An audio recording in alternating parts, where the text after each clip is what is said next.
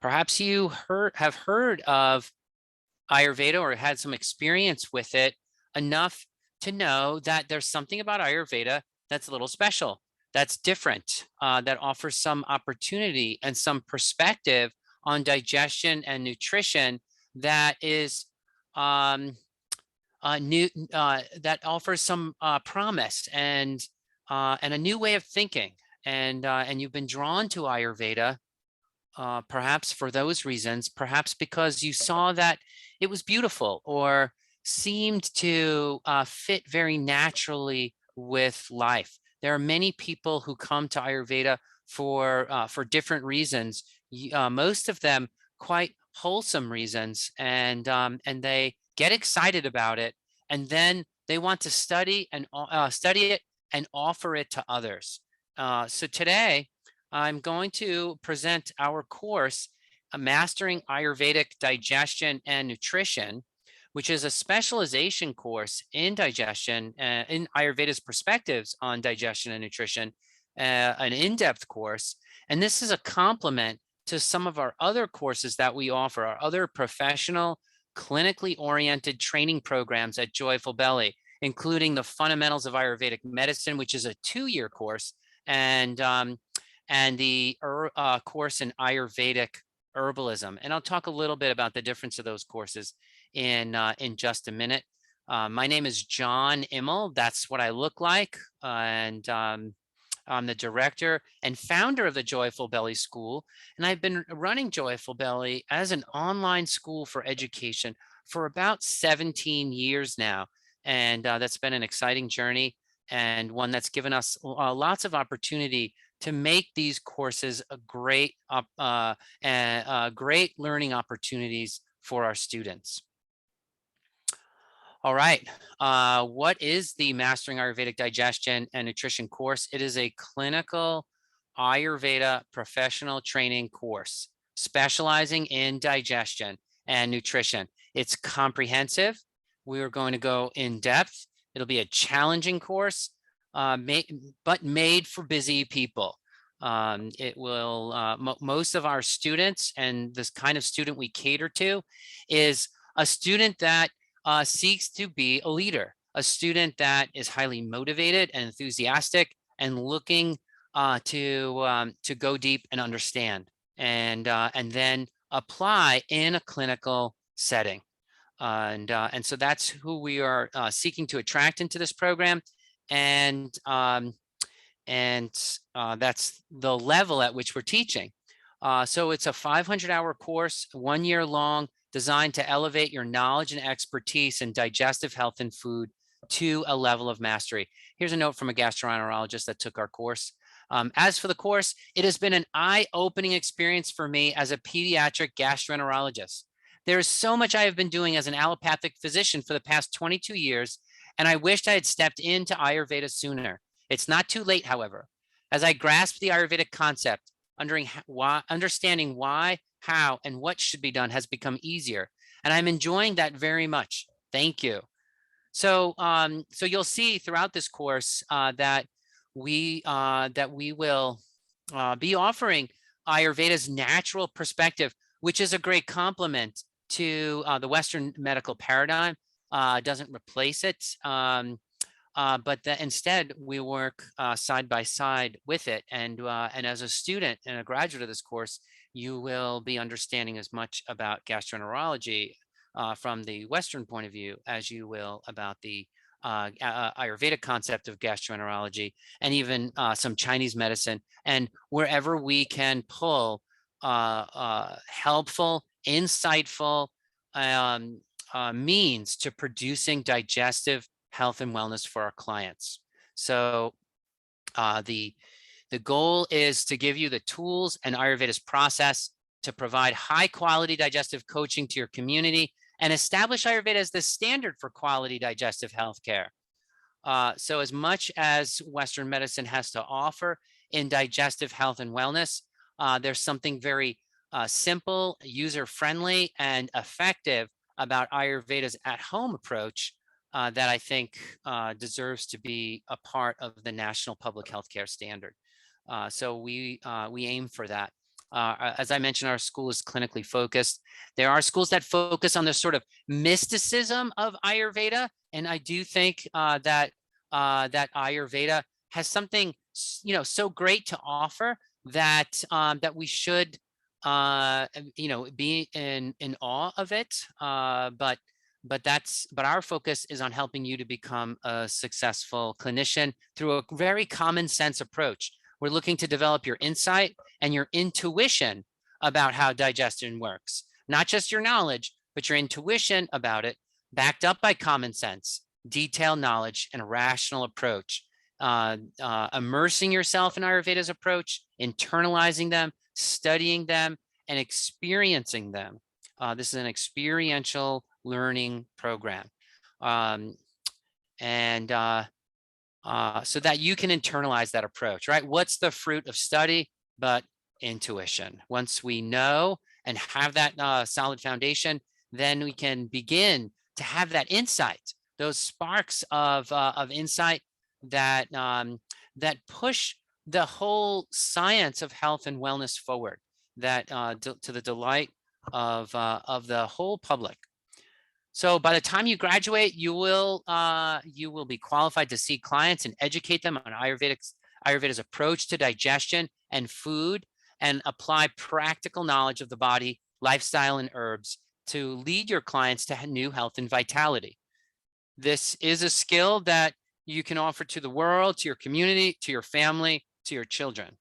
As I said before, Ayurveda is a very user-friendly system of medicine. So it's not something only for rocket scientists and Harvard mathematicians. My background is my university background is I was a Harvard graduate from the math department, and bring those analytical skills to Ayurveda, and I think that that's a great asset. However, I'll also say that the job of a great teacher is to make complex concepts simple and usable for everyone. And I think Ayurveda is a very user-friendly system that everyone can benefit from. And so we'll see its ease as we move forward. Why study Ayurveda? People study Ayurveda because they want to create something wholesome in the world. They like to solve problems and help people improve their quality of life. They want to show people how to feel good, and their passion ultimately is for the wellness of their client. And they're called to a life of meaning and generosity. Ayurveda is a labor of love. There's no, even for a Western medical doctor, doesn't matter how much you pay a person. If you pay a person $400,000 a year, nothing can possibly justify the amount of time, energy, and passion it takes to do a good job in medicine. And so all medicine is a labor of love, and Ayurveda certainly falls within that category. This is about living a life of meaning and generosity, where you feel you have a mission to do something great with the little time you have on earth. Pursuing the study of health is one of the most noble things a person can do. The greatest minds of all time have applied themselves to the study of health, human flourishing, quality of life. Those are great and charitable gifts to give to the public. That so Ayurveda practitioners want to live a life of meaning and generosity, and then on top of that, there's something wholesome about Ayurveda, something special, something right as rain, something natural. The way it brings all the parts of the body together into something holistic. I tell our students in year 3 of studying with us, which is the Ayurveda herbalist course, I tell them that there's 3 levels of holistic healing. There's whole foods, right? You can go shop at Whole Foods and buy a whole food. And that's holistic in the sense that you're eating something whole, right? And then there's the next level of holistic health, which is a person who's just simply willing to sit with a client and hear their whole story, right? Like a Western medical doctor can have this kind of holistic practice right now without learning anything else. All they have to do is sit with a client for an hour and hear every single thing that client has to say, hear all about their life and their choices and their behavior, and then start to offer their human insight on how to improve things. And that is something that almost anyone can. I mean, friends do that for each other, right? And then there's the third level of holistic, which is what Ayurveda is, right? So the first level holistic is whole foods, whole herbs. Western herbalism generally falls into this first category of holistic. And Western herbalism usually falls into the second category of holistic, spending a lot of time with the client. But the third category of holistic is what Ayurveda is, and traditional Chinese medicine and traditional Greek medicine, or also known as Unani Tib. This third level of holistic is a model and a system to interpret all of the signs and symptoms that a person is having as to interpret all those and get a perspective on them, to have a perspective on the whole person from having the perspective on the part. So sorry about that. There was some background noise there. I muted that line, and I think the sound is clear again. Again, to have a medical model for putting together all the symptoms a client is experiencing into a whole, into an understanding of the whole person. That is what the third level of holistic is. And Ayurveda does that beautifully in a way that human beings naturally think. Our brain works in a very associative manner. That's the way Ayurveda works too, by paying attention to the biocharacteristics of symptoms, not just the symptoms themselves. And we can see more about that at another time. So people, they may not know in advance what inspires them towards Ayurveda. It may be something about Ayurveda's look or feel or something like that. But I can tell you that's only going to grow. You'll feel it in your bones that this natural way of healing is the best foundation for health. And again, we're not, we're not rebels seeking to take down the system and take away all the wonderful, amazing, beautiful advances of Western medicine. But what we do want to do is provide a solid foundation for people to be happy, healthy, and well in their communities, so that they don't often need to go to emergency doctors. So anyway, so people are somehow inexplicably drawn to Ayurveda, and from many different avenues, the food and the integration of mental health with physical health. They recognize it's more than just a new herb to use. It really is a way of thinking and a way of seeing. It stands alongside the scientific method as another rational approach, right? Not the scientific method has its great qualities, but it doesn't. It can't answer certain other types of questions, which Ayurveda does with ease and in a very rational manner. So that that system now you'll have two. You'll have the scientific method and the way the whole world used to analyze things before the scientific method. All right. Logic itself is another example of a rational tool that is not scientific. It is it's a different kind of tool altogether. So it's not a hypothesis test process. Okay, anyway. Yeah. So when you start learning Ayurveda, it's a little bit like speaking a new language. It's like using a new set of muscles, or like riding a bicycle. Once you get it, you're off and running and you never forget how to do it. But starting can be a little bit of a tweak, and that, to help you in that journey, you need a good teacher. You need a person who has a calling to be a teacher. So despite my calling to study mathematics as a university student, I've always had a calling to be a teacher, a passionate teacher at that, a person who wants to know, how do we communicate knowledge to others? And it takes a teacher to know a teacher. So So when I'm hiring teachers for this program, I'm also hiring people who have that passion for teaching and communication and can deliver that information to you in a way that that you can readily absorb it and begin using it. That's just a very satisfying feeling. All right. I've never met a practitioner who regretted studying Ayurveda 5 years later, 10 years later, 15 years later. They still love it. I know many people who regret not studying Ayurveda, postponing it next year because of time or finances. But I always ask those students, will it really change next year?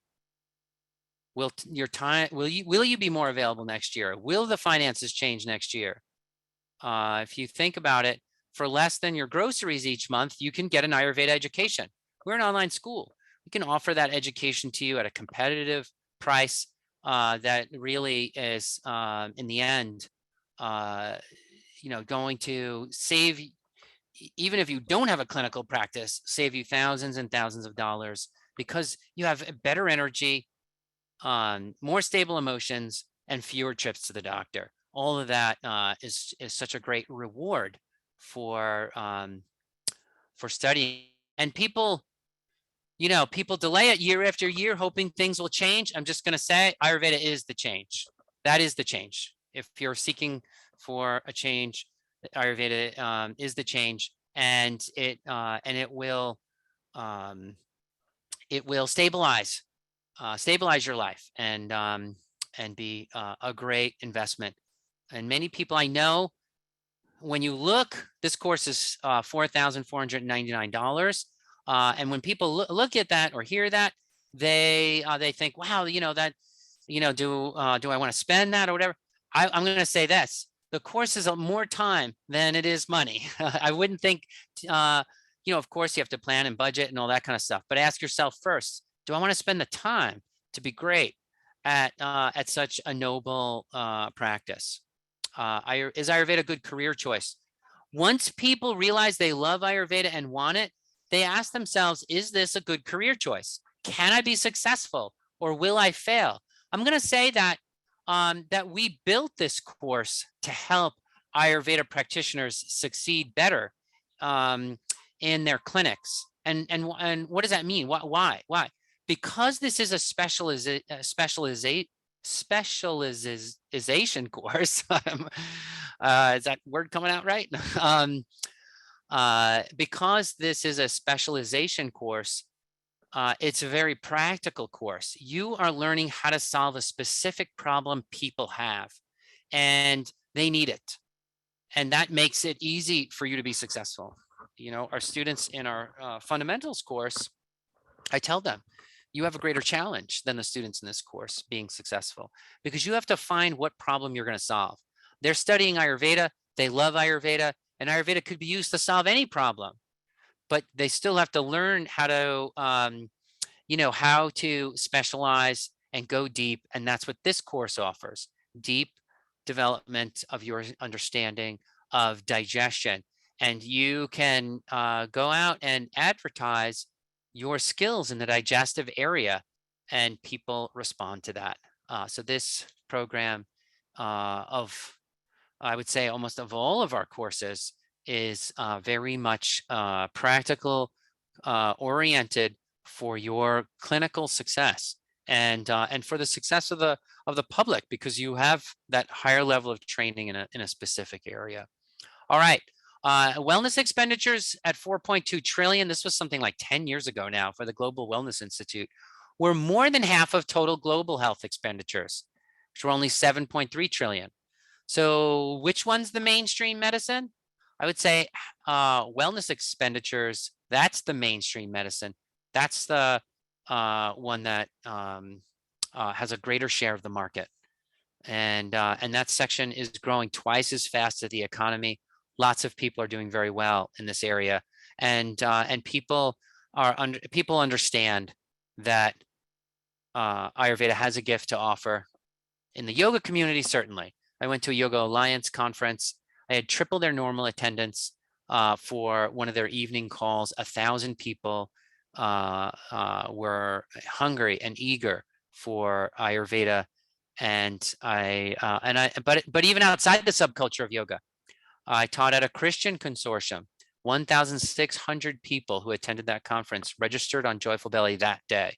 So, so people understand that Ayurveda is for everyone, and that it can be used and understood and appreciated by all humans. It is a human, universally human approach to health. So it's a good time to be the first expert in your niche, in your area. How many people have a Ayurveda practice specializing in digestion in your town? Or specializing an Ayurveda practice specializing in colon cancer in your town? This course will give you an opportunity to differentiate your offering in a way that gives your clients a powerful reason to choose you as their clinician. All right. So take a moment to think about that. What will your life look like once you have and are practicing Ayurveda clinically? Once you have a clinic, once you are seeing clients, what will that be like? What kind of change would that be for your life? What kind of change would that be for your community? That's a good question to ponder. What is your vision? It's important to crystallize, to have a crystal clear understanding of what that vision is, and that way you can go for it.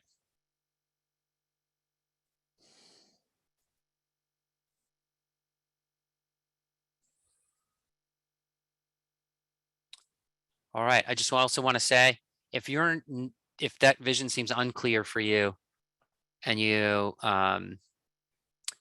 sort of wondering what your mission is, but you think you may have a calling in that area, text me. There's my cell phone number. I love to talk to people who love Ayurveda.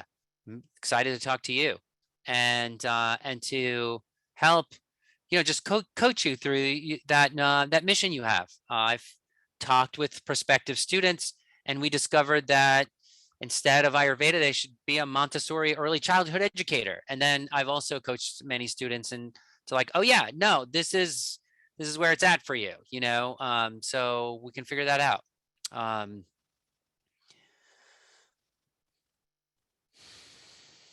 Students who are asking themselves if they want to study Ayurveda, just going to give you up front the 3 most common obstacles to enrollment in a course like this. Do I have the time? Do I have the money? And do I have support? By support, what do I mean by that? Will my friends think I'm doing something weird, or will they think I'm doing something super awesome? And often that's not a friend, but a spouse, right? Like, well, if you're having trouble sort of explaining this to people in your community, that's generally because of not really knowing what Ayurveda is.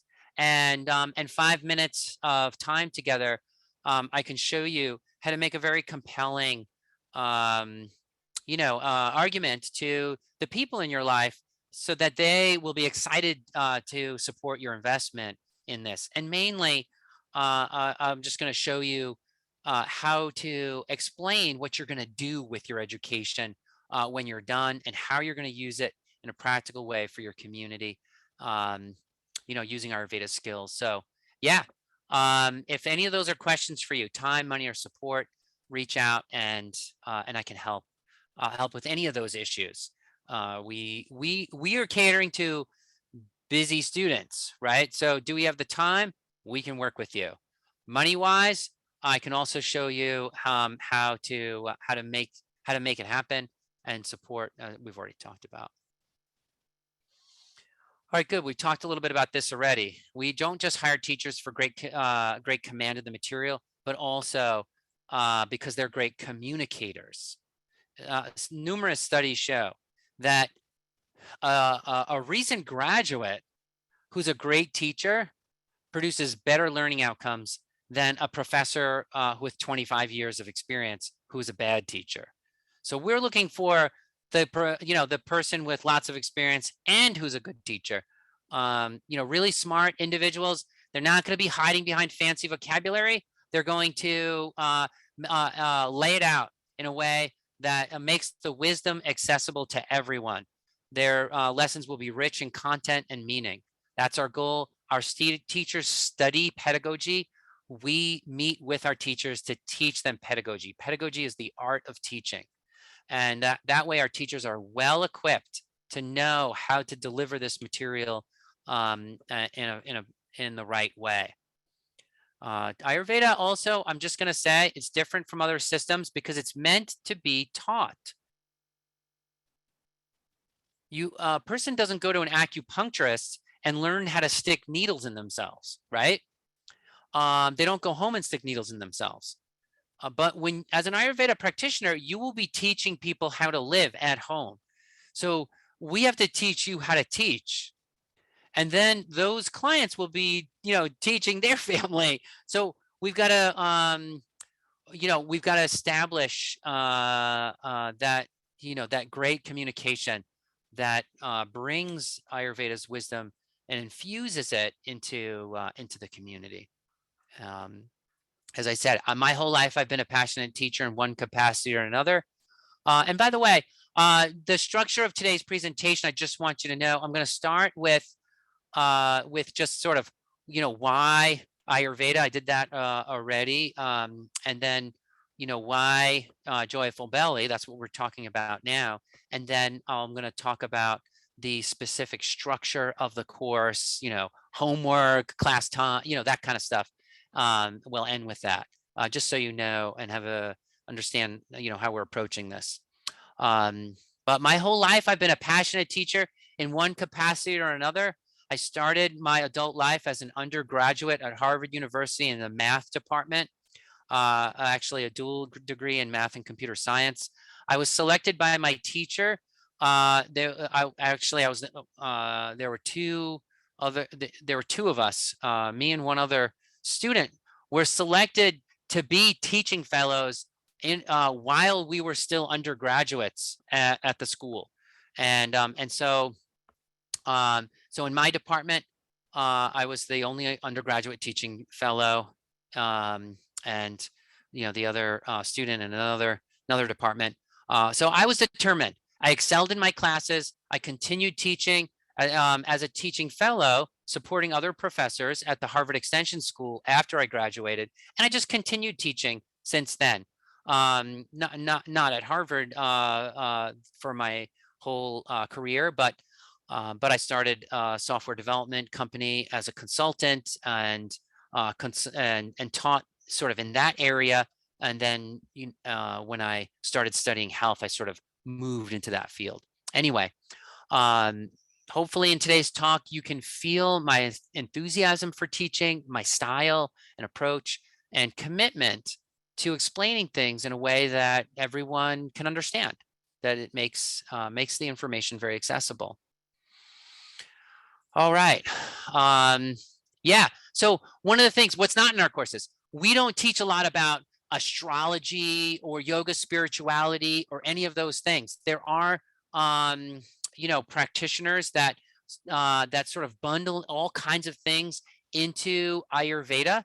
And often people will bundle, other sort of, new age kind of practices or whatever into Ayurveda. I'm going to say that, go ahead, do that if you want. But if you want to study astrology, go study in an astrology program and get like, the real thing on that. Or if you want to study yoga spirituality, go enroll in a yoga course. What we teach is medicine at Joyful Belly. That's what we specialize in. And we want you to be great at that. Not that we try to teach, 10 different things, and then you end up with not quite having a good command of anything. So that's our approach to it. And also, I just want to say that our program is accessible to anyone, regardless of faith or belief system, because of that as well. We're not integrating those things into our program, but instead making it accessible making Ayurveda accessible to the public. So of course, we will include an understanding of how Ayurveda aids mental health And also none of this to take away from the fact that Ayurveda absolutely and Western science also affirms this, that health, a large part of our health is dependent upon having a spiritual practice. And that's just a provable, you can look up the studies on that in Western science. Ayurveda claims it as well. Something like living 10 years longer, much happier outcomes throughout all of life if you have a spiritual life. And we affirm that as well. But we teach medicine here. So you'll be challenged days where you feel like your brain is exploding. You'll feel like you're drinking water from a fire hose at times. At the 3-month mark, you're wondering if you're ever going to get it. But then around the holidays, we'll back off a little bit, give you some time with your family, 3 weeks off around the holidays, light homework loads before the holidays, and then we'll begin in earnest afterwards again. You're never that far from a break in this program. Again, like I said, this is our courses are for busy leaders. They're for people who have a lot going on in their life. Our students are taking care of children, aging parents, holding down a job, being a spouse, and taking the course. So don't be shy about approaching us if you have a lot of that going on. I have 6 kids myself, and so a big family, lots to take care of, and isn't that it's a beautiful life to have special things going on in your life that need your attention, and things that and responsibilities. All that's beautiful, and this course won't take away from your family vacations or work projects or things like that. It'll work. So yeah. But there are some points in the course where people will be wondering, and we've studied how our students are getting along in the courses at each point. The 3-week mark, they're like, I have this routine for the course and it's just not working. Well, in week 3, we're going to give you we're going to suggest that you redo your routine, because what you thought it was going to be like and what it's actually like is always a little different, and it's time to regroup, right? The 3-month mark before the holidays, a little time of stress. For folks, we lighten the load, and then in March, it's always the worst. People feel like they're just never ever going to get Ayurveda. And really that sign around February and March, actually that is the sign that you're starting to get it, when you feel that way. And you give the students another 60 days. By April, it's like everyone's on board, and they get it, and they're super proud of themselves, and clinic begins. We start practicing with clients, and just students feel great about their accomplishment when they get there. All right, so we've talked a little bit about this already, and I talked about this too. What do people do after graduating? They integrate Ayurveda into yoga classes, retreats, or at a studio. They teach Ayurveda at hospitals, spas, and universities. They cook healthy food at a cafe or a restaurant. We had a celebrity yacht chef in our course. We actually get chefs who are responsible for cooking healthy food for their clients. Sort of live-in home chefs. We get students like those kind of students all the time. Integrating Ayurveda into the quality of life care you provide as a nurse. Writing books and creating movies about Ayurveda. Our students do that. Offer diet and lifestyle consultation at an integrative clinic. Introducing Ayurveda in a mental health clinic to improve psychological well-being.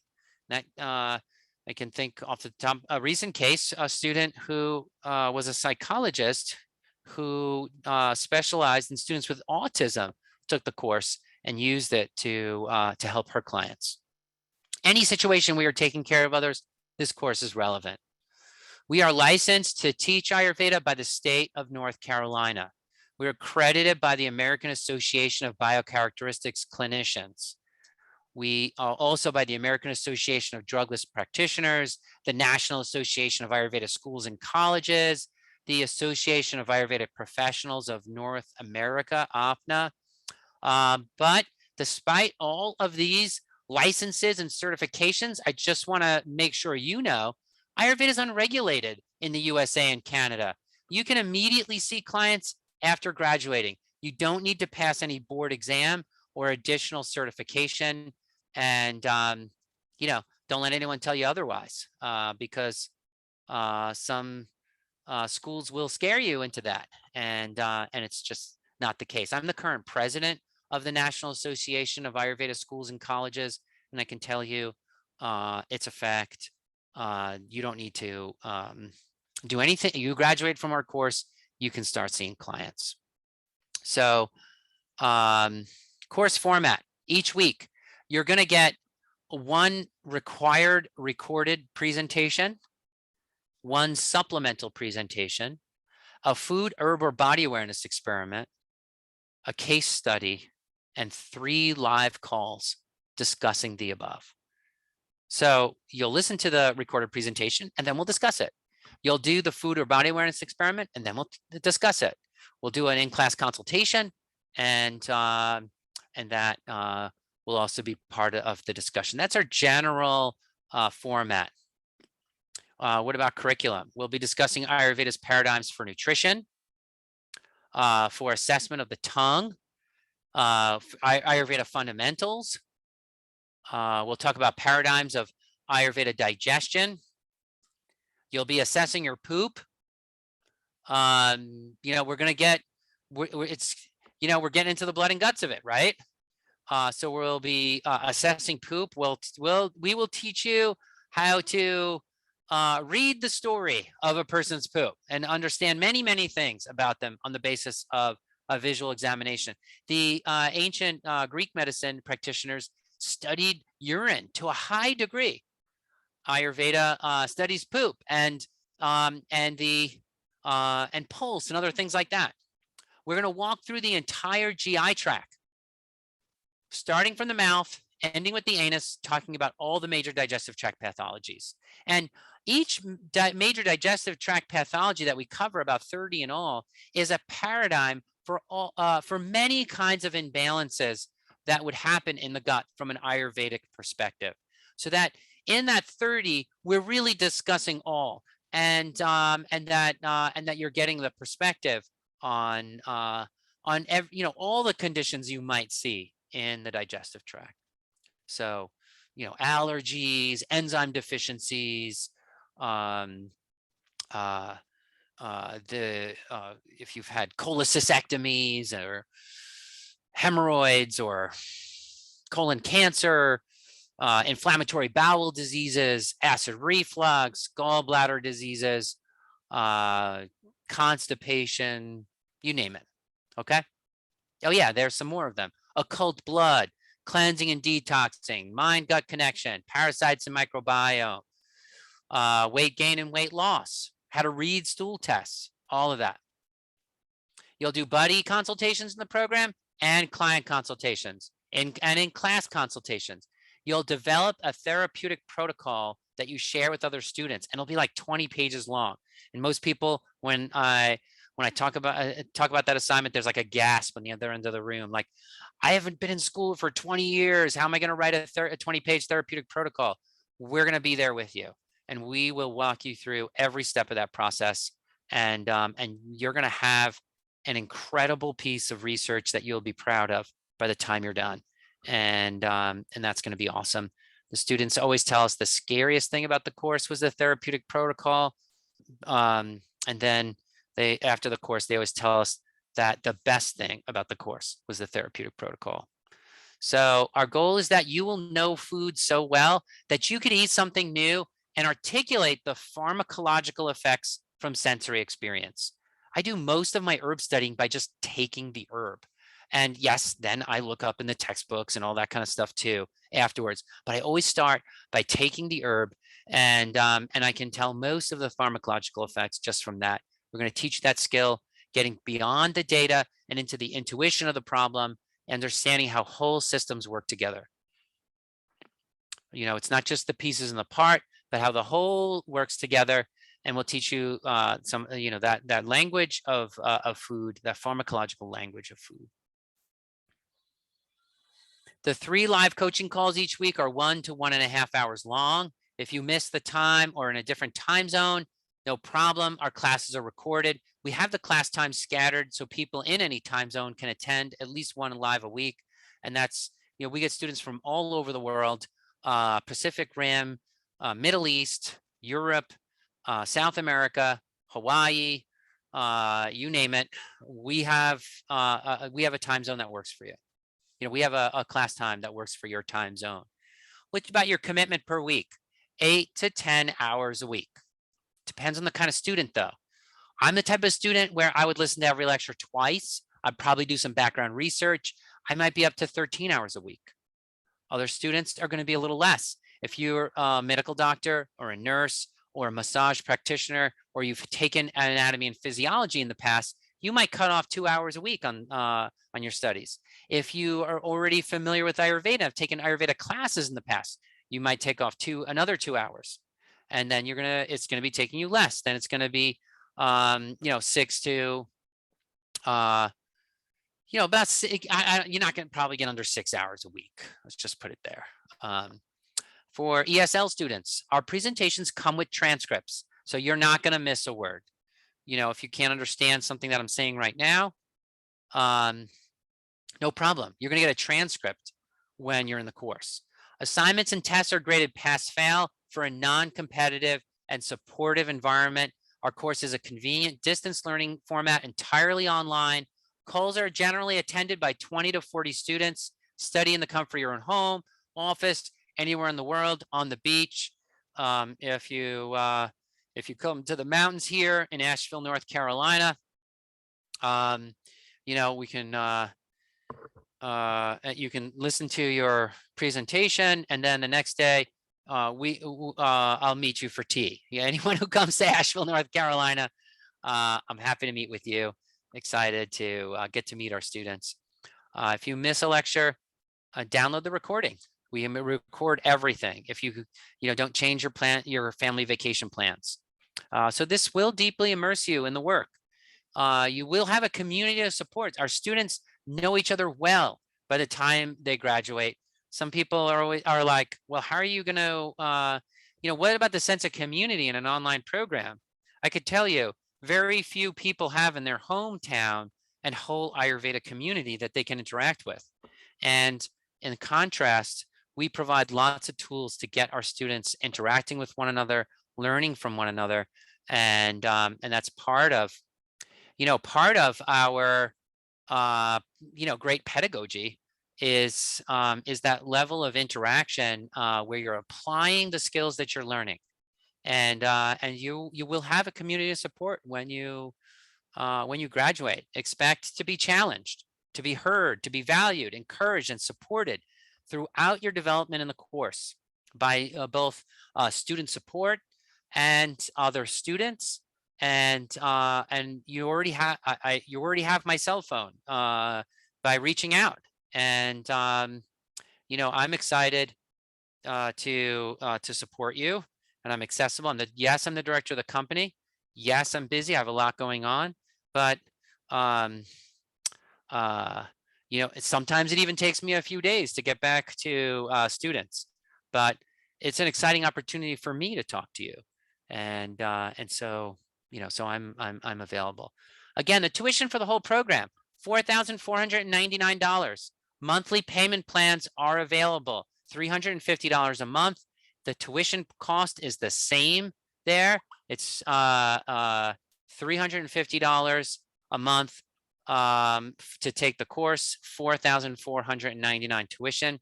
If you want to pay up front, you can save $250 off of that number that you see. I know it's a big decision, and I am happy. I'm happy to speak to you on a one-to-one setting to answer any questions or concerns. Happy to answer your questions now while we're together on the call. Just text me. I have Telegram for international students. So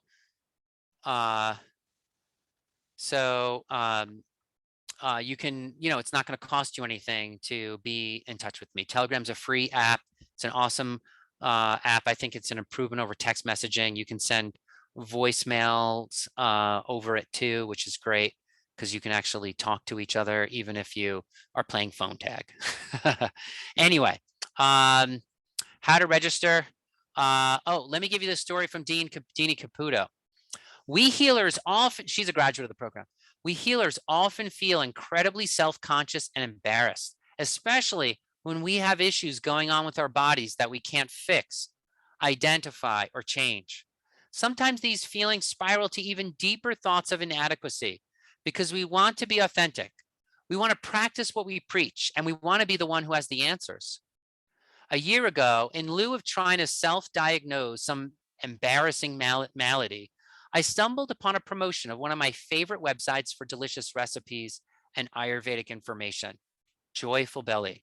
They were advertising a 40-week program, a 500-hour certification for mastering Ayurvedic digestion and nutrition. Wow, I thought, how lucky are these people that are going to spend the next year traveling through their entire digestive system, discussing and learning how everything works. Then the next few weeks, this ad kept revealing itself to me. It kept showing up whenever I was at my computer. Each time I thought, wow, lucky people. Finally, that little voice inside whispered, this can be you. So I did it. I sent in my application. Waiting for acceptance is always hard. I was waiting to find out if I was accepted in the program. There's something very interesting about the waiting. The waiting reveals your true feelings, whether you really want it or not. And oh boy, I really did. I love to be a student. And that was Deanie Caputo. When she talks about being accepted into this program, I also want to mention that there are prerequisites for enrolling in this course. One, that you have, and this is really the only one, is that you have previous training in a health and wellness course. So one of the things about this course is that all of our students have had previous training, whether you're a yoga teacher, a massage therapist, nurse practitioner, gastroenterologist, psychologist. If you're in the health and wellness industry, you are welcome to take this course. Now, some people have been studying their whole life informally in health and wellness, and or have many years, and we honor that. So if in those cases, what I'm going to ask you to do is send me a picture of your bookshelf, and I'll ask you questions about the titles on your shelf. What did you think about this and that one? And just to get us, so what we want is a quality student body for this course. And so there is an application process. First you register, then you send in your application. You'll see it when you get to when you register and go on the pre-course. Let me show you how to register on the course, just so you know how to do it. You go to joyfulbelly.com, you click on wellness courses, and then you see Master Ayurvedic Digestion and Nutrition, 500-hour certificate program. Then you can click here on this blue button, register now, $350 a month, and then we'll reach out to you and tell you all the next steps. So once you put that in your cart and check out. Oh, what is this? I got some other stuff in my cart here. Anyway, $350 is all you need as a month to enroll and register in the course. I do see some questions in the chat, and I'm going to answer those in just a minute. What I want to do is thank you for coming to this presentation on several levels. One, that you are interested in health is so awesome. And why? Because it's not just that disease is contagious, health is contagious. When you do something great for yourself and people see your glow and people see that you are healthier and more vital, that's attractive. And that makes them want to get into it. And the second reason why I want to thank you today is for choosing us, for coming here and choosing Joyful Belly to study with us. It's a great honor that you are here today for me. A great honor to me and our school that you are here seeking to understand and know about our courses. So I want to thank you on both of those levels. It's a privilege, and I will take some questions. So I do see the questions already in there. Karen asked, can you elaborate on how the calls work? What days and time? Yes, Tuesdays, 7 to 8:30 p.m. Eastern time. And yes, they are recorded. That's the Tuesday call. The Wednesday call is from noon to 1 p.m. Eastern time. And the Friday call is from 11 a.m. to 12 noon Eastern time. So that's 3 hours ahead of Pacific time. It's 5 hours behind England. And yeah, so adjust for your time zone so that you get to see which course, which of those times you can attend. If you can attend all 3, great. If you can attend 1 because of your time zone issue or job or other conflicts, no problem. All right, great. Great. Do I have WhatsApp? I don't have WhatsApp just because,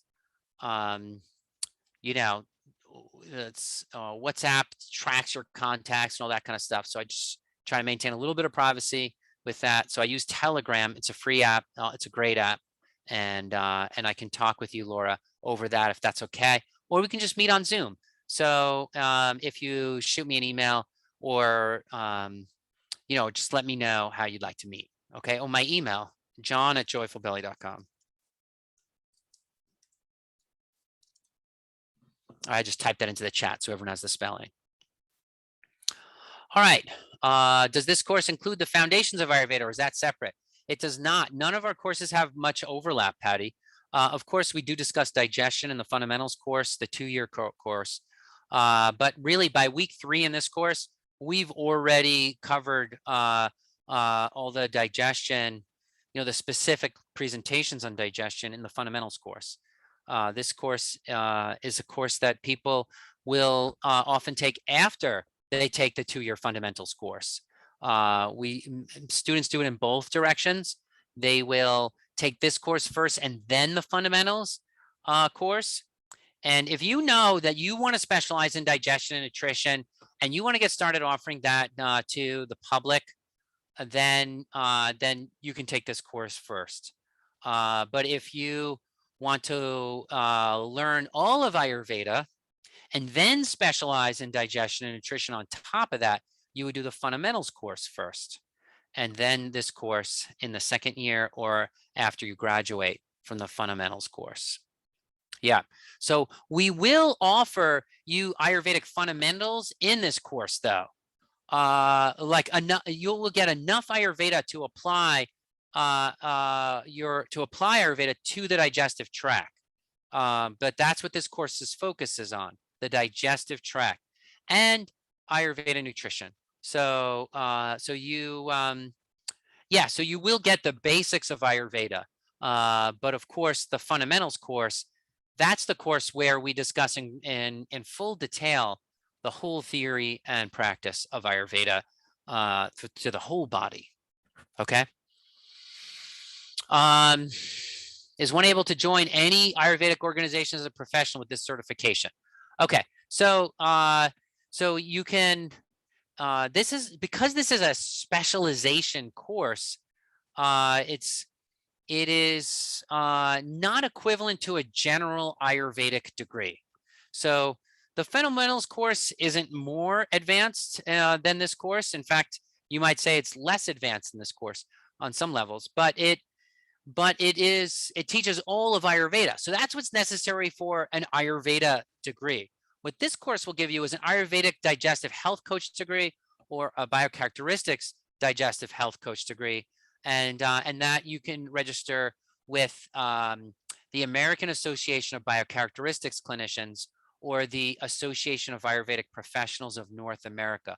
Both of those organizations recognize a specialization in digestion, but For other organizations, they're not at that point yet of evaluating specializations. They're just trying to, they're focused on they haven't grown to that yet. So, but that's clearly necessary, right? It's clearly necessary for us to have specialization courses in Ayurveda so that our students can get advanced competency in those areas, but the industry hasn't caught up with that yet. So there are some organizations that have, and those are the ones that this course is registered with. Hyacinth, you say you would love to learn a little more of Ayurveda. Great, me too. I share your passion for it. Michael, does completing this course shorten the duration of other courses should one wish to deepen the knowledge?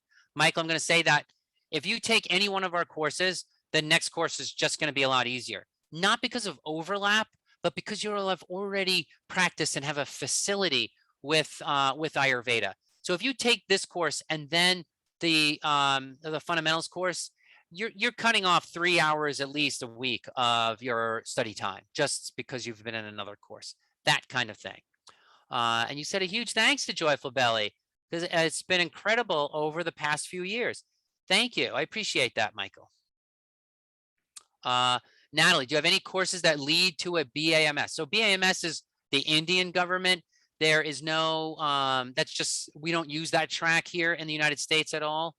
I would say that there is one similarity between our course and a BAMS degree, and that is that we don't bundle in all of these other practices like astrology, yoga, spirituality, or just other systems into Ayurvedic learning. I'm not going to say that those systems aren't practiced side by side in India. They are. But in the schools, when you go to an Ayurveda school, you learn about medicine. And then if you want to learn something else, you go there. Like you wouldn't expect to learn how to be an electrician and an Ayurveda practitioner in the same school, right? And so we focus on Ayurveda. We don't try to mishmash it, and that's really following the lead of the Indian schools in that area. And so we focus on the medicine aspects like the BAMS schools, but there's no BAMS track in the United States. Are cooking demos a part of the course? No, Karen, that's a perfect example of something that's clearly sort of an important skill, but that's beyond that's not what an Ayurveda school should teach, right? Like we shouldn't be teaching how to be a cook. We're here to teach how to be a practitioner. But I would hope that students would learn how to cook. I mean, we do teach a small module on like a single presentation on cooking. We do teach and we give you tons of links to great cooking resources. But I don't want to pretend to be the Culinary Institute, right? Like I could spend 15 years creating a great cooking school, but I can't spend 15 years creating a great cooking school and a great Ayurveda medicine school. Those are two vast, fields of study. And what we want to do is make sure our students are the best. That's what we want to do. And that means that we have to keep a good focus. So Surf Soup TV is asking if I'm based in California, can I practice worldwide? Like see a patient on Zoom. I see my clients on Zoom, and I do see clients from all over the world on Zoom. So yeah. What's the difference between Ayurveda and the other stuff they have out there? Hyacinth says. I would say Ayurveda is the way everyone thought about medicine before 1650 in Eurasia.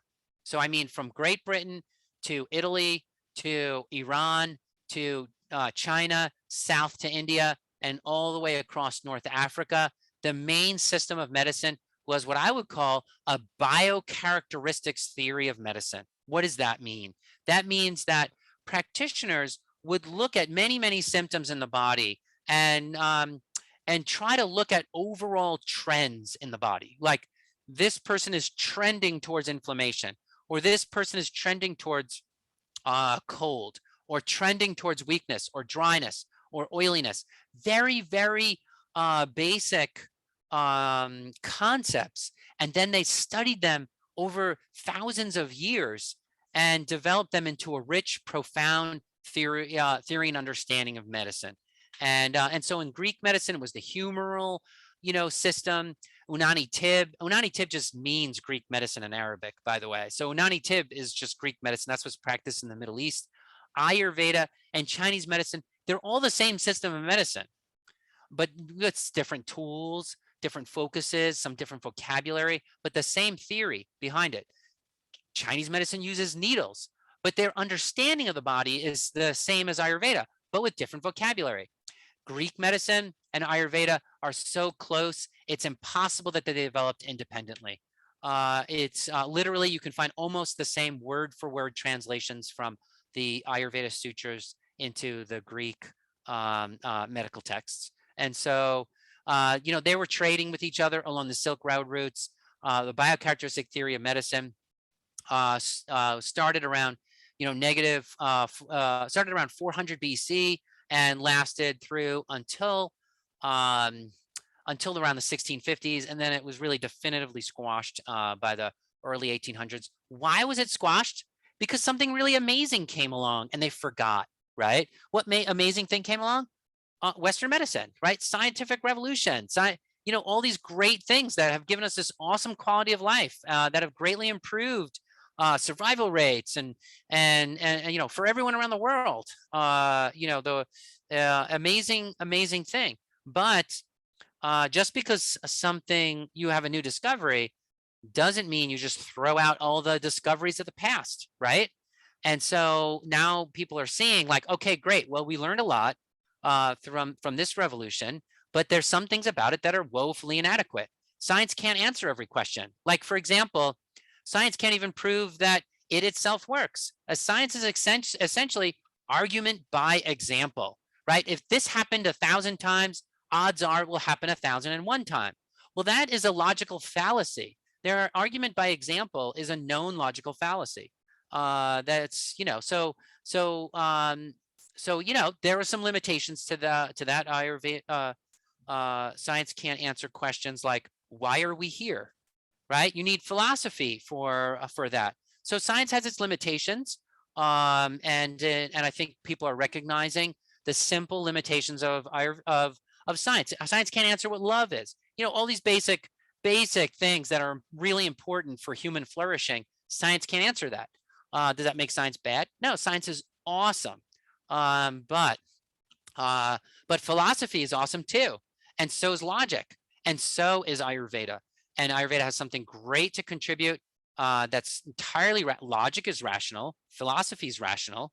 Ayurveda is rational, but it's not science. It's something a little bit different. So we'll learn about that and what it is and what it isn't.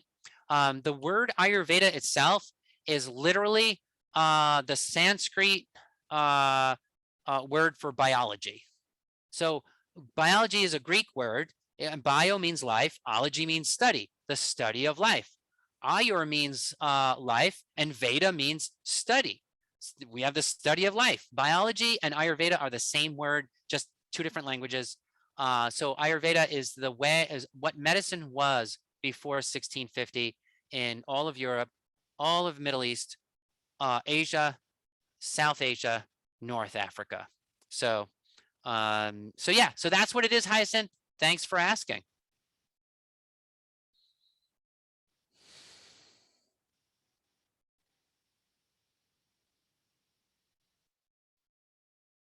Yeah, so any other questions from anyone? Jennifer, you said you missed the times for the live sessions. Let me just type it into the chat here. Tuesday, 7 to 8:30 p.m. Eastern Time. Wednesday, 12 to 1 p.m. Eastern Time. Friday, 11 to noon Eastern Time. And all those are recorded, so you won't miss anything. Very few students can make all three of those.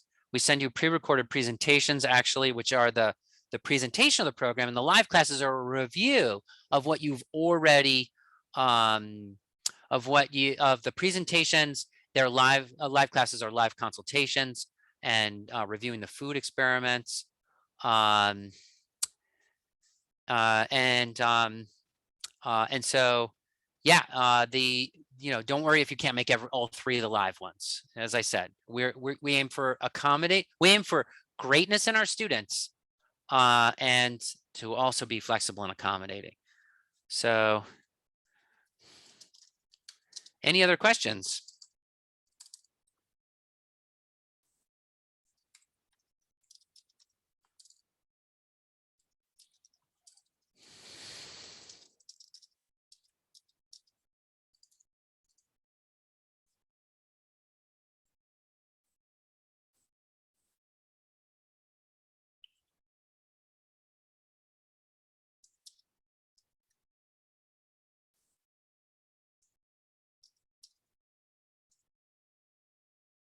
How does testing work? Open book exams, multiple choice.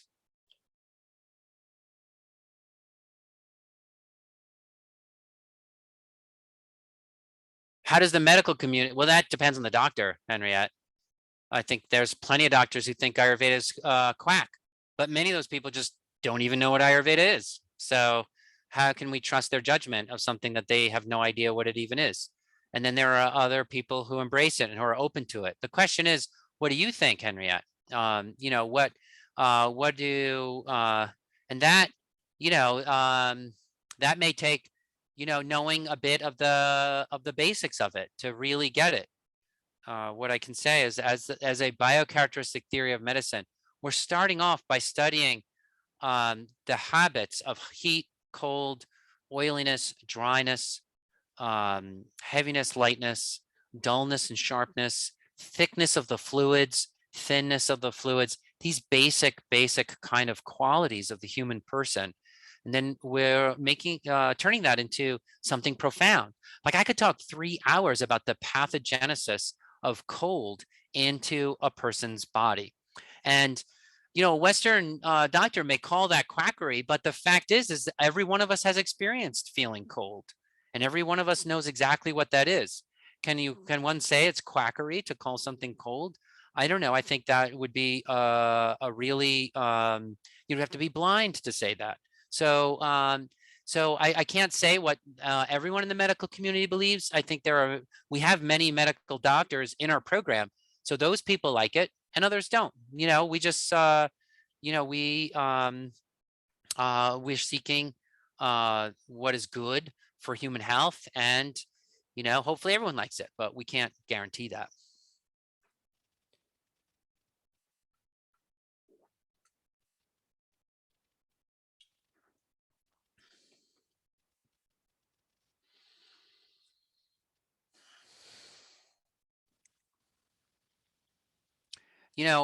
Um, ask a doctor why some people run high fevers and some people run low fevers. In Ayurveda, that's just the simplest question in the world to answer. And we can predict that. Like I could tell you when I meet someone if they're likely to run high fevers or low fevers before they even get sick. But can a Western doctor do that? No. Does it make us better? And well, we're so cool, we can see that. Blah, blah, blah. No, not at all. It's not a matter of there's no pride in it. What we want to do is share what Ayurveda's insights are, so everyone has it. Why not have insights? Why throw away insights just because something new and shiny came along? Yeah, you don't get fever. So yeah, so so that in Chinese medicine is called the wind cold condition. Stephanie, either you just never get sick or your immune system is not easily stimulated to fight off those conditions. So the fact that you don't get a fever is it could be a good thing if you just never get infected by an organism, because your body's just super awesome at keeping all the infections out, and that is a possibility. But usually it can mean that the immune system just gets a little understimulated, and so if you feel a sickness coming on, you would want to aid the stimulation of the immune system in that case. Whereas some people who get very high fevers, we're just trying to keep them toned down just a little bit when that sickness comes on. Like if I get a fever, I'm like, I can jump up easy to 104.3, within 24 hours, I'm at 104.3. And that's just normal for me if I run a fever. So I don't think of that as like, oh, got to go to the doctors or anything like that. If I get up to like 105.2 or 3 or whatever, then I'm starting to think, maybe I need to take a Tylenol, um, but that's just my body. So someone else who, if they get a 102 fever, that may be high for them. And my kids like that too. It's like I can be like, oh, there's a high fever kid, or there's a low fever kid, and then they get sick, and it's pretty much goes that way. You get every symptom but the fever. Yeah. No, Ayurveda doesn't use Chinese medicine, Hyacinth. Ayurveda is Ayurveda. But Ayurveda, Greek medicine, and Chinese medicine are three systems that have the same root, same basic philosophy, and same approach that shared a lot of information with each other. But, due to this huge mountain range, the Himalayas between China and India, and just the distance and all that kind of stuff, they just developed different vocabularies and different ways of slicing and dicing the same thing, but the same analysis. Stomach acids, will that be addressed through Ayurveda? Yeah, we will talk about stomach acid production in the stomach. Typically, for example, when a person has acid reflux, it's a sign that their acid production is very low and that food is sitting in the stomach for too long. Another kind of pathogenesis for acid reflux is hiatal hernia, causing the stomach valve to not be able to close properly. And yeah, absolutely, we'll address all those.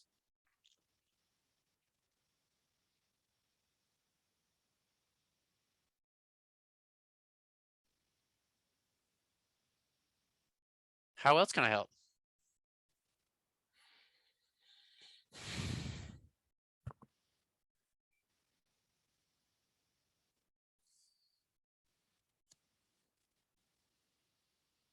Celiac disease, yep. Yeah, we'll talk about that.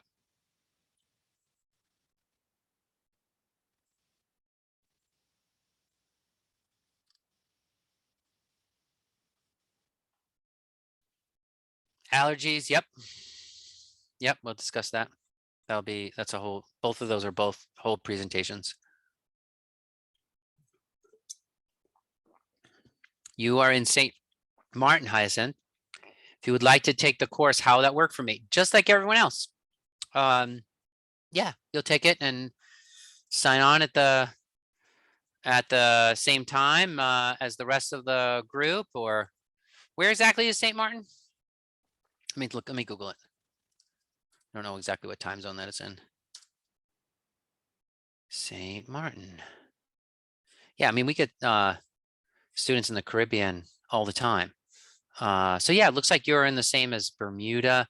What is that? Is that an hour ahead? I'm not sure. So yeah, you shouldn't be too much of a different time zone from us. As long as you have an internet connection, you're good to go.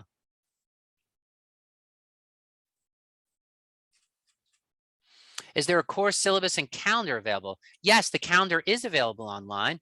Let's take a look at, if you look here at wellness courses, you can see academic calendar right there, Karen, on there. The full syllabus, we do have the curriculum is, and there you go. There's our, if we click on it. Yeah, there you go. Yeah, you see our calendar, Joyful Buddy calendar and holidays. Silent reflux. Yep. Yep, I see that. And there's a whole FAQ about the school here. Just if you have any other questions, you can check that out too. So just look over here. If you want more about syllabus, you go to the course page, Mastering Ayurveda Digestion and Nutrition, and then you scroll down to where it says curriculum, and it'll give you just a little bit more information about the curriculum. We also have our course catalog, which gives us more information about how the whole school functions right there. You can see that link.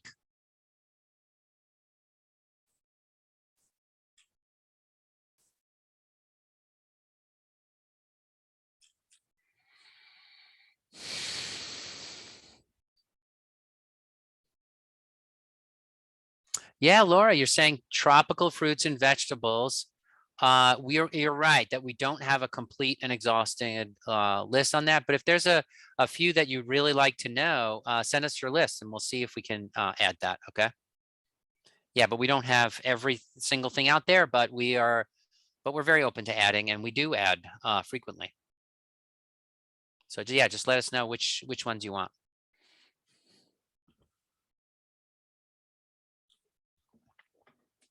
Oh, great. You have a list. Fantastic.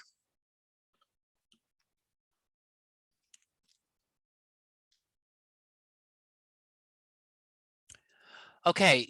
Hyacinth is asking, why doesn't Ayurveda like to use onions and garlic?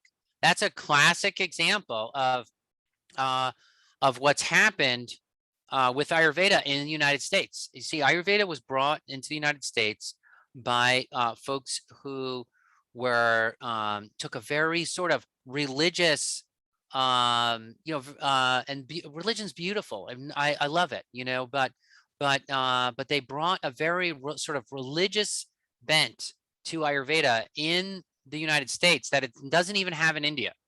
And those individuals are responsible sort of for the whole world outside of India, not always quite understanding, the line between yoga, spirituality, Hinduism, and Ayurveda. So onions and garlic. Onions and garlic are considered rajasic in yoga spirituality, and so they're considered to sort of ignite desires, where in the Buddhist yoga Sankhya based philosophies, desire is something that you're trying to transcend so that you get to this still point. So that's clearly a very specific spiritual model, and that's why you've heard that. But there's nothing in Ayurveda that says don't use onions and garlic. That is more a yoga thing. Does Ayurveda recommend mostly plant-based eating? No, definitely not. If you look in the ancient texts, it's just there's meat recipes all over it. And that's, again, showing the difference between, Hindu or yoga vegetarianism and Ayurveda. Clear, sort of almost a way that provides the clearest evidence that just really Ayurveda is about what's going to help your body. Like my job when a client comes to me is to help them feel their physical body be well. That's my job. That's what they're now. If they want me to do more than that, I can share with them my spiritual insights and things like that. I can go to seminary or to an ashram or and spend 15 years becoming an expert in that. And I might even get more clients from doing that.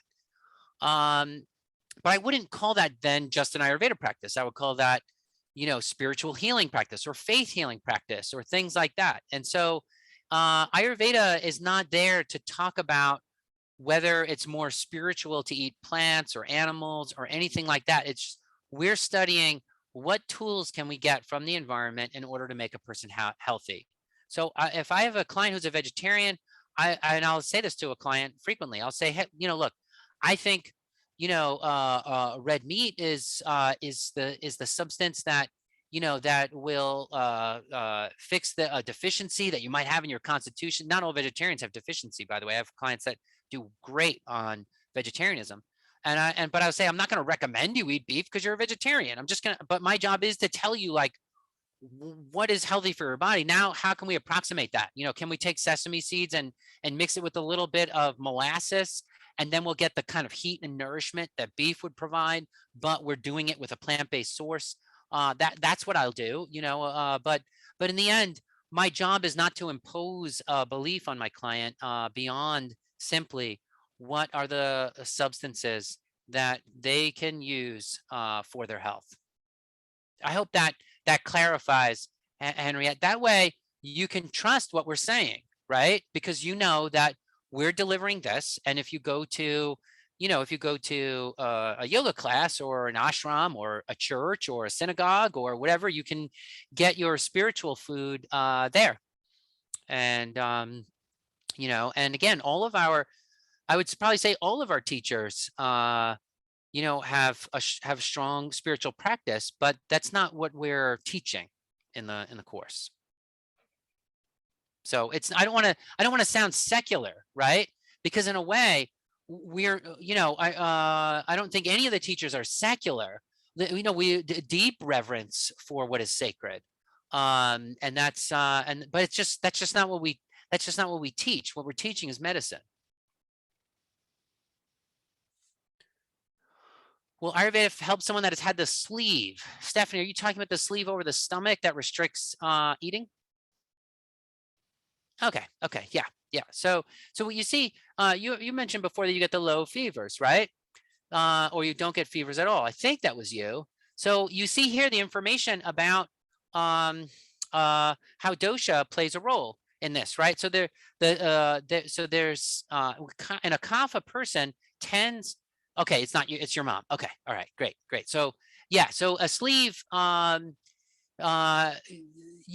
the sleeve is going to be restricting the stomach, so we're going to have to eat foods that are easier to digest. So that's going to be the first thing, and just also I have to know what complications are from the sleeve. Like, is your mom feeling fine with the sleeve, or is it bothering your mom in some way? Like, what's the pathology that your mom is having?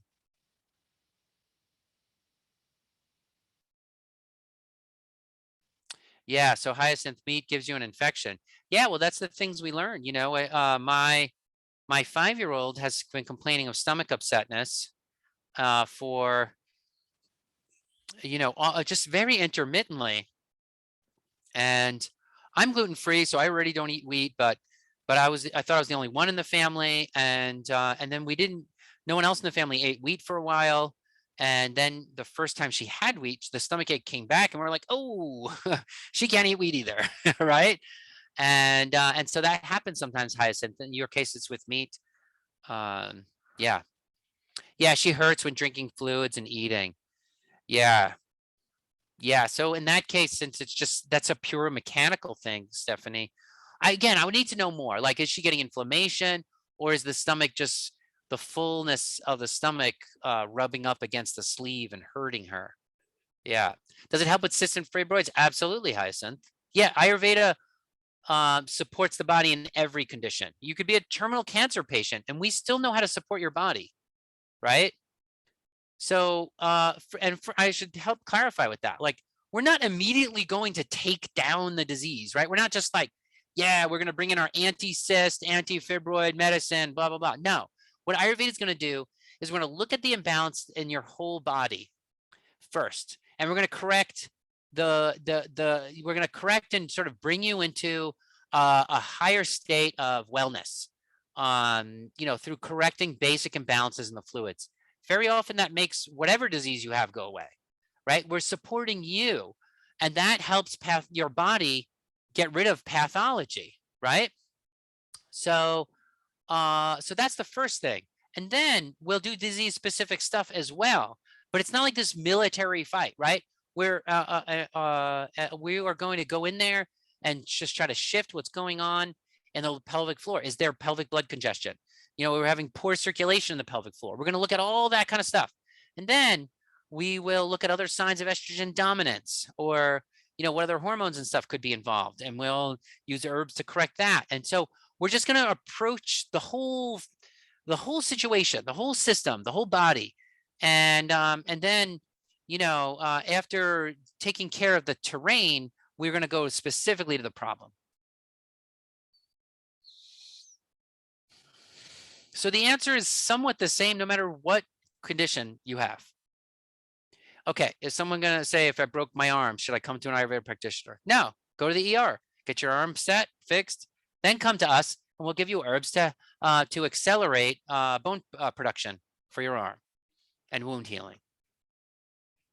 Do you learn about herbs that support? Yes, you will learn about herbs for supporting digestion. It's specific. It is everything for that you might, any tool that you might need, Michael, for digestion. If you want to become an Ayurvedic herbalist, we have a whole course for that. I'm located in Asheville, North Carolina. We don't have local classes. Our whole focus is on building an excellent online school. We were online before COVID. We were online 15 years ago, and we went and did an online school because we recognized how online schools and multimedia improve education and improve engagement. They improve learning outcomes, everything. So that's our focus. We don't have a center. We don't focus on anything else but being a great school.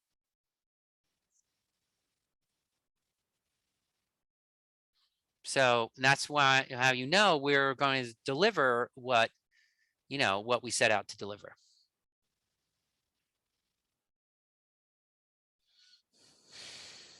If you want to do a consultation, Hyacinth, we can set you up with one of our graduates.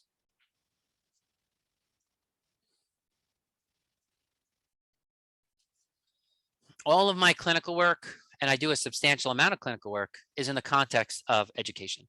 So clients bringing in a client, and we do in-class consultations, something along those lines, and that's where my clinical practice is focused on.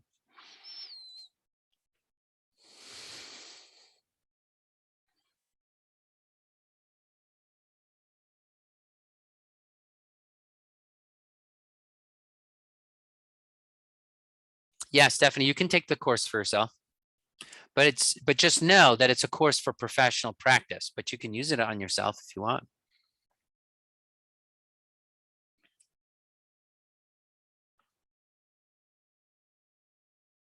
Yeah, the in-class consultations are the calls in those cases. What is the difference in the course and the website? Well, the website is for the public, and so it's not gonna, it's not gonna go to some cases, not all the nitty-gritty details, but it's not also going to, like, yeah. So yeah, just the analysis is more in depth in the courses and more structured and comprehensive. Are there recognizing bodies in New Zealand? I haven't heard of any, Michael, so it's probably unregulated there.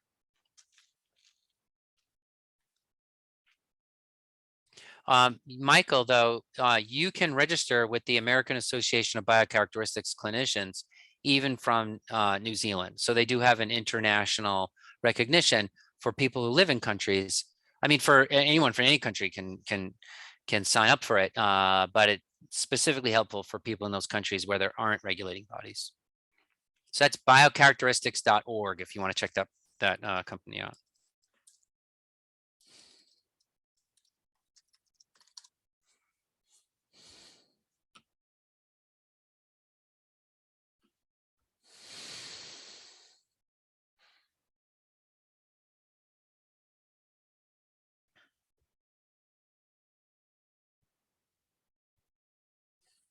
Awesome, everybody.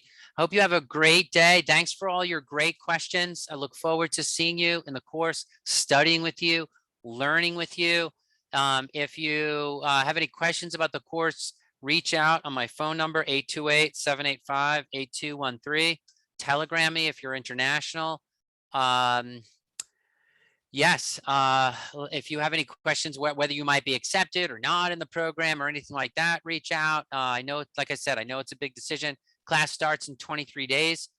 So now's the right time to register. Get all your stuff ordered, your books ordered, things like that in time for the start of class. Now's the time I would register if you're planning on taking this course. We'll take registrations up to the day classes start, but for your own sake, I would get, I would, register now if you're planning on taking the program. All right. So, okay, good. There's some questions coming in still. Okay, does the certificate allow you to use it all over? It depends on local laws, Hyacinth. There may be, like in South Africa, for example, I think Ayurveda is licensed there. So, and in India, Ayurveda is licensed. So there can be some restrictions.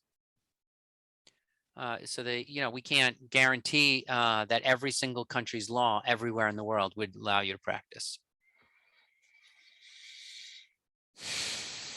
Are books extra? Yes. Yeah, there's about $400 total in additional expenses in the course.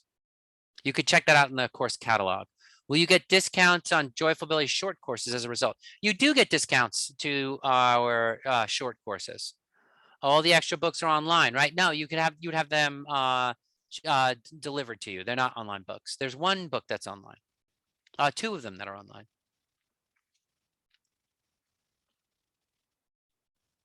Which country are you in, Laura?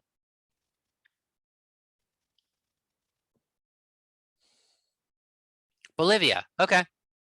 Okay. So we've had students from, I guess the last, I don't know if we've had a recent student from Bolivia. We had Ecuador recently. There were some shipping problems there. So once you register, just reach out to us and we'll kind of work it out. We'll work out what we need to do for. I know it's the sad reality. I mean, sometimes we'll like send UPS or FedEx because it is a little more reliable than the local post system. Yeah. If you have someone in the States that you can order from, and if you go home for the holidays, you can maybe, get it done that way. Or I don't know. Are you I'm saying going home for the holidays. I don't know if you're born in Bolivia. I didn't. Are you born in Bolivia? Is your whole family there, or do you travel at all outside the country? You're from Poland. Okay. Okay. So, yeah. Well, we do actually have a student that just graduated from Poland this year, so they may know where to. Yeah, but you're living there. Yeah. So yeah, we'll just have to come up with some shipping solution there. You're not gonna, if you don't have the book, you're not gonna be lost in the course. So I wouldn't let that be a deterrent. The reading is not the most important part of the course. It's good and important, but like if you got the book in January, it's not like you're gonna be, just totally lost in the course or something. No, not at all. The readings are not the essential material. How often do we offer this course? Once a year. Every year we offer it.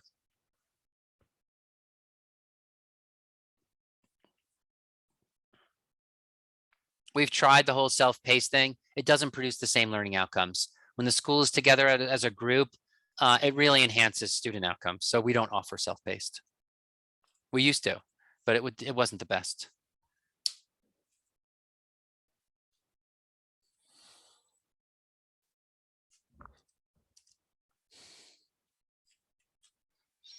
Any other questions?